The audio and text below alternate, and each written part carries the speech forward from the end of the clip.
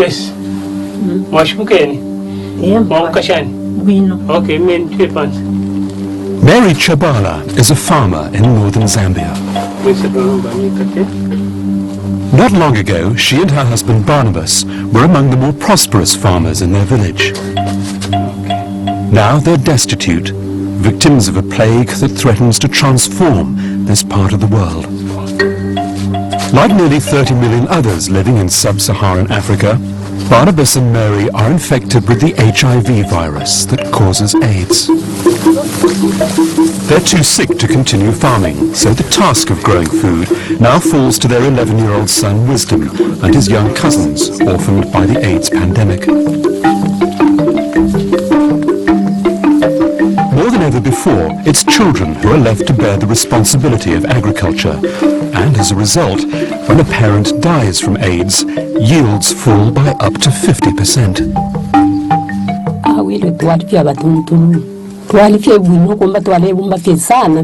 When we were healthy, we used to grow a lot of crops and support many family members who came to live with us.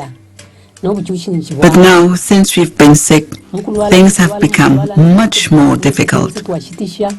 We had to sell everything we own to buy food and to pay for our medical expenses.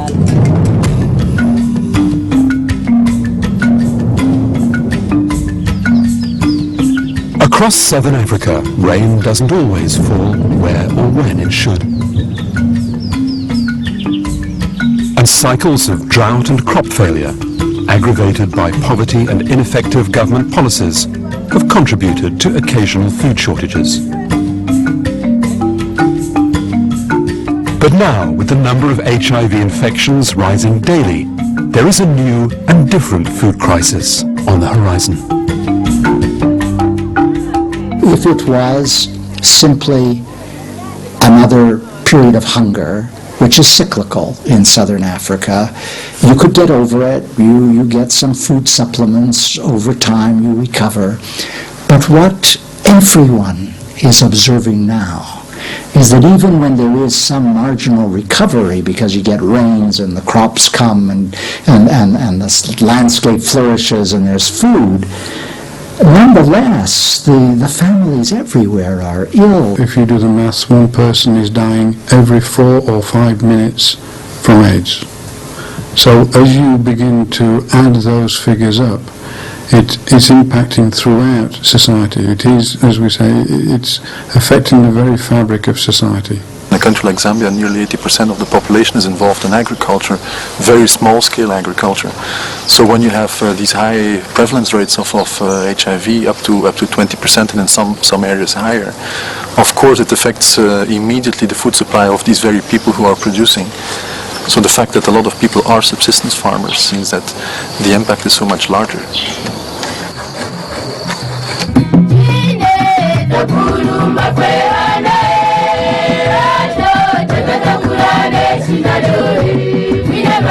The highest rate of HIV infection is among young adults between the ages of 15 and 49.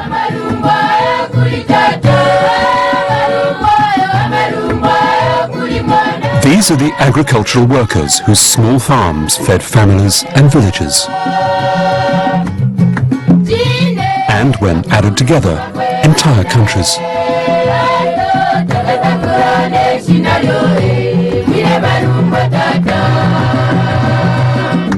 Since 1985, more than 7 million farmers have died from AIDS in the worst-hit regions, striking at the heart of agriculture. Barnabas once grew enough food to support a household of 10 people. Now he relies on the generosity of neighbors to feed his family.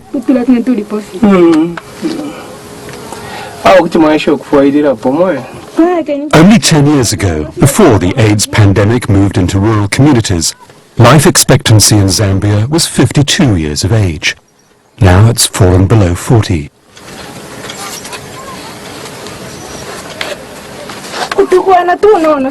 Okay. A bowl of cornmeal is all his neighbors have to offer. Not much to sustain a body weakened by AIDS. AIDS, poverty and hunger create a vicious spiral. As Barnabas and Mary's situation worsens and the amount of food they have to eat dwindles further, progression of the disease is accelerated.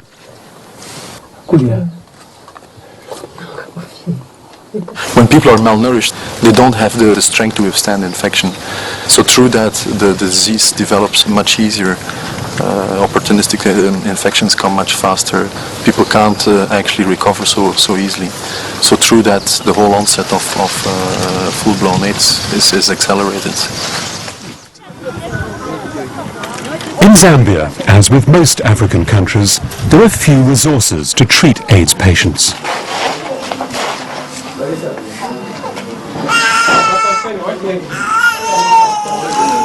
Barnabas has to travel 20 kilometers to reach the nearest health clinic after Mary takes a sudden turn for the worse. Although my wife is suffering. What's the trouble with her?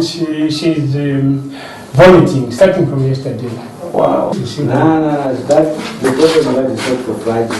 But all the clinic worker has to offer are basic medicines, like these salts meant to combat dehydration. Antiretroviral drugs, which have transformed AIDS into a chronic condition in Western countries, aren't available here. We've been taught about antiretroviral drugs and things like that, but we've never handled them and we've never seen them. They're in big towns. Even in terms of mother-child transmissions, we know that they're supposed to be using that, but we don't have it here.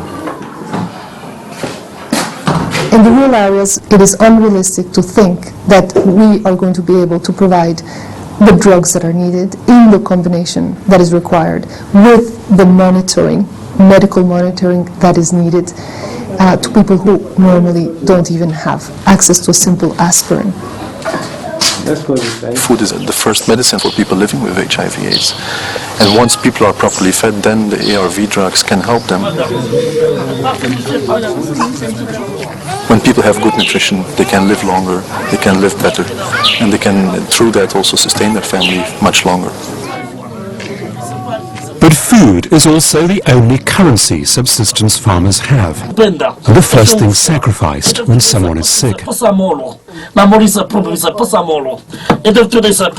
When doctors could do nothing more to help Josephine Mwenya, she travelled 200 kilometres to seek the advice of this traditional healer. While herbal remedies can help with HIV-related infections, some less scrupulous healers exploit superstitions and despair.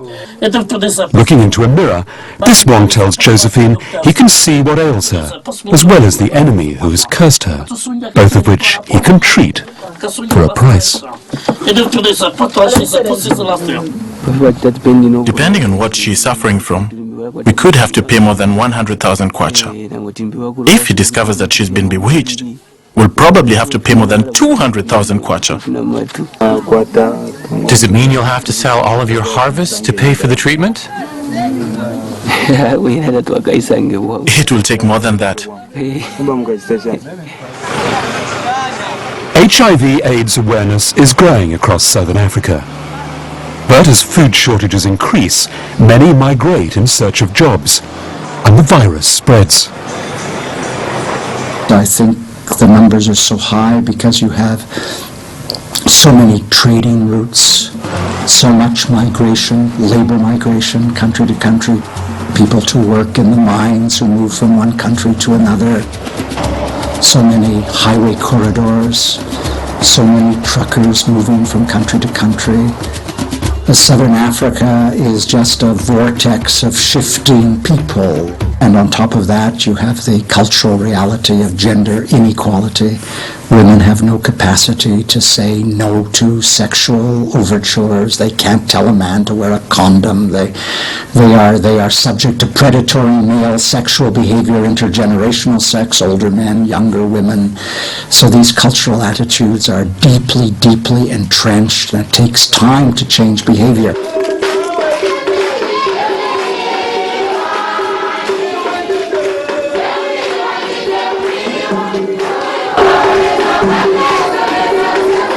Women are the agricultural backbone of African society. They're also the population group with the highest incidence of HIV infections. Pauline Chazakwa has recently been widowed.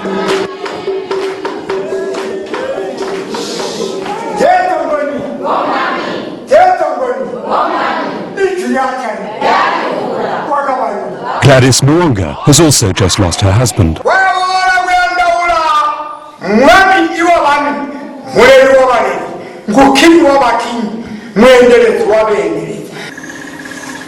Pauline and Gladys are 2 of 5 women who are married to the same man. Then, 6 months ago, he died.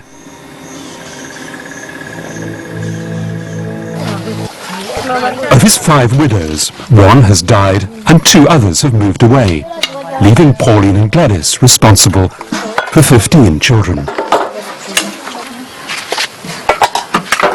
All they have to eat are the foods they can grow. Staying on the land is essential to their survival. But in this part of southern Zambia, women can't inherit property, so the only way a widow can stay on the land is if she is inherited by a male member of her dead husband's family. Traditionally, what used to happen was, like for example, my uncle passed away, and then if I have to take over the family together with the wives, then I have to marry. In fact, it was such that it was a marriage. We could even continue with the production of children, if you like. Yes. Now AIDS is changing the way people think about this custom. Green Makombwe has decided not to inherit his uncle's widows, nor to take part in sexual cleansing, a practice involving sexual intercourse that is believed to break the bond between a widow and her dead spouse's spirit. As the situation is like in Zambia, we have this pandemic disease, and everybody now has known the consequences of that disease, such that we are not free. The only far we can go is to assist. But on marrying or taking over the marriage completely, that one is a bit skeptical. We can't go ahead with that one.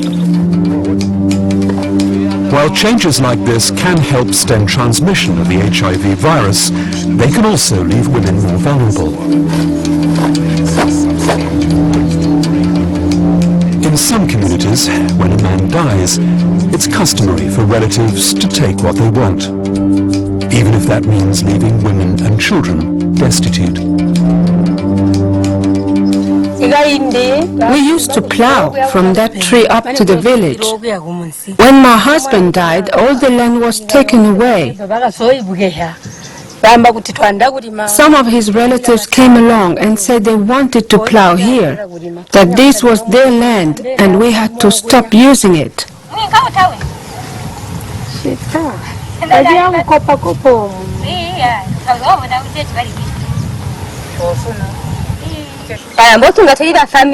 Since we are one family, I don't think there's anything wrong here.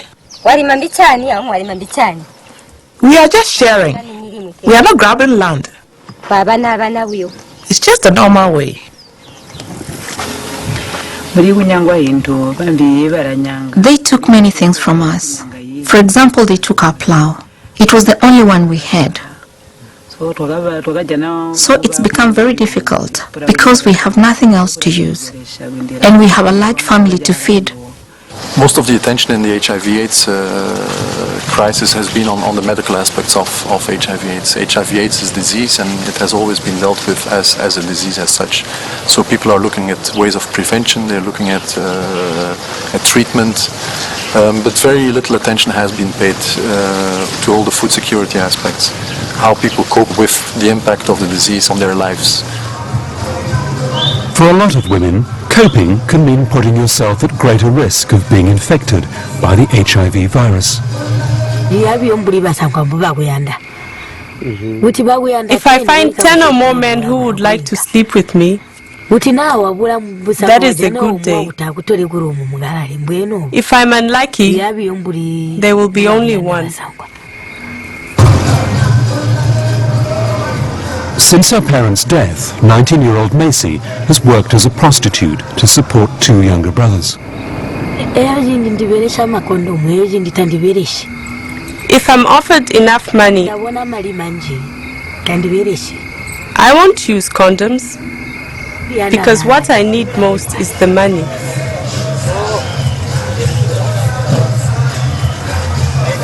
People who have access to food don't need to go out and sell their body to be able to eat. So if women, if widows, if orphans have possibilities of getting food, possibilities of producing their own food, of buying their own food, then they are not in the situation in having to engage in risky behavior just to be able to eat. Food security in itself is a means of prevention.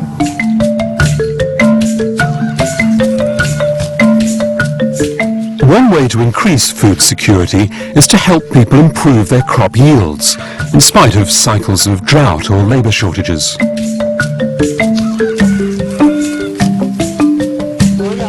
Harriet Kaluau is a widow with 8 children.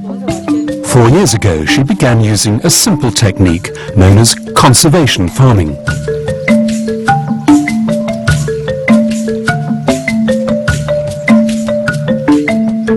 Now she plants her maize in pits instead of conventional rows. And as a result, she harvests 1/3 more maize, using less costly fertilizers and less water. But techniques like this one are slow to take hold. And as another drought strangles crops in southern Zambia, AIDS households have 1/3 less income to cushion the blow. The moment you have a drought, it means there's crop failure. So households will be seen selling livestock, goats, chickens, to go and buy the food they needed. But now, because of the increased pressure as a result of HIV/AIDS, most money is needed for health expenses and at times funeral expenses.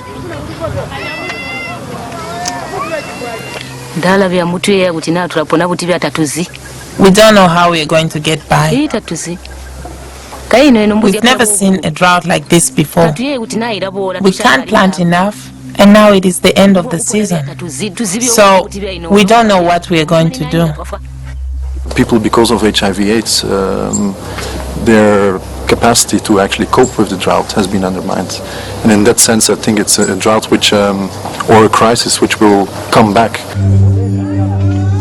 Many believe the real crisis is yet to come, when millions of children orphaned by AIDS take up their responsibilities as adults. In neighboring Mozambique, the streets of Chimoio overflow with orphans. Some survive in small gangs. Others are exploited as a cheap source of labor. What do you do when you've never had nurturing or love or affection as a child as you're growing up because your parents have died when you're very young? What happens when you have your own children? How do you bring them up? What happens when you're bewildered and angry and enraged by the circumstances of life and you act out or you become delinquent? 15 or 20 years down the road, God alone knows the destabilizing effects of these kids. In just a few decades, many countries in southern Africa will be left in the hands of children like these. But with no one to teach or guide them, how much can they be expected to contribute when they're older?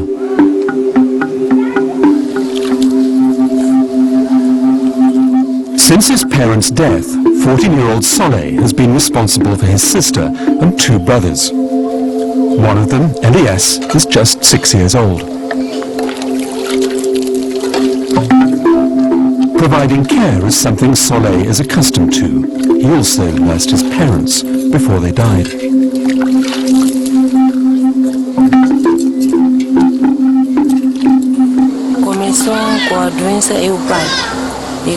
First, it was the father who was sick.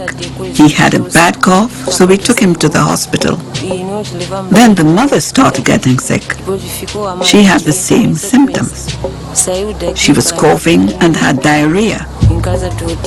She went to a relative's home, and soon after, she died. As terrible as it's been, Solé's battle with AIDS isn't over yet. Yes, of course. He has the same condition as his parents. He's not been tested at the hospital, but we are sure, since he has all the same symptoms. Orphan-headed households are entirely new. It never happened before in history that children simply did not have anywhere to go to, that they did not have any adult to turn to when they had lost their own parents. And traditionally, African societies have ways of taking care of orphans. They're immediately put into another household. Nowadays, there simply are no more households to put the orphans in. Chimoio is a community of 200,000 people. It also has one of the highest HIV infection rates in Mozambique, and every day approximately 15 children are left orphaned.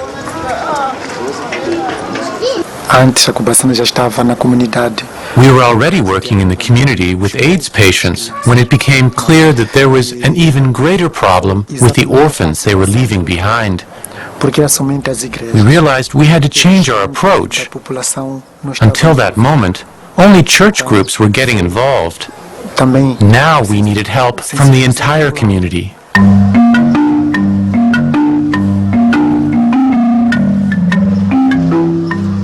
Just as a crisis of this magnitude can pull communities apart, it can also bring them together. As the number of HIV infections escalated in Chimoio, Kubat Sirana, an association of church groups, began mobilizing community support and recruiting volunteers.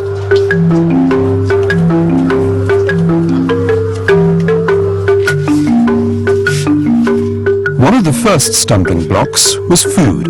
Volunteers were often as poor as the people they were trying to help.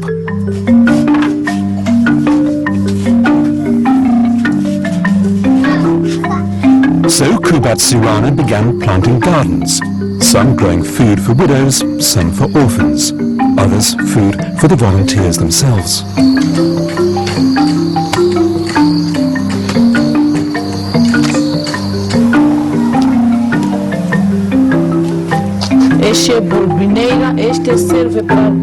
One special garden was created for medicinal plants that AIDS patients could grow themselves and used to treat common AIDS-related conditions. Governments and even international organizations haven't been able to provide the kind of support that local people need. I think it's important to realize that these organizations are there, that they need support. They need support to do better. They need support to expand their activities, to replicate it in other places.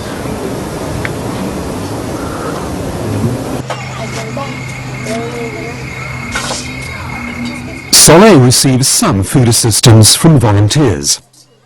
Even so, he and his siblings are among the most vulnerable groups in society, with few opportunities to become self-supporting in the future. Like so many orphans, Soleil's parents died before they could pass on generations of knowledge about farming, crop varieties and tools. Multiplied by millions of AIDS orphans across southern Africa, it's not hard to understand why the current food crisis won't go away when the rains finally come. The orphans that are being left behind don't have enough agricultural knowledge to be able to continue agricultural work and to be able to produce food.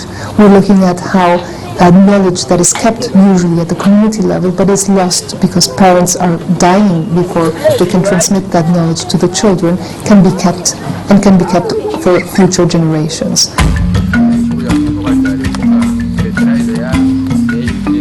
At the Mansa orphanage in Zambia, volunteers are working to change the future, to avert mass starvation by teaching orphans the skills their parents can't. How to grow food, the importance of working together, a sense of hope.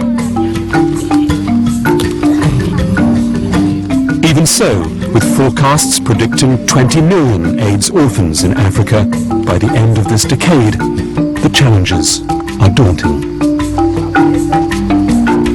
The United Nations family has to be vastly more mobilized than it is now. Because if ever there was a time of truth for the United Nations, if ever there was a test for its entire rationale, it's in the fact that a disease which can't be cured is wreaking havoc everywhere in all the countries which are member nations of the United Nations, and those of us who serve those member countries have to give voice and expression to this monstrosity, which would galvanize the world.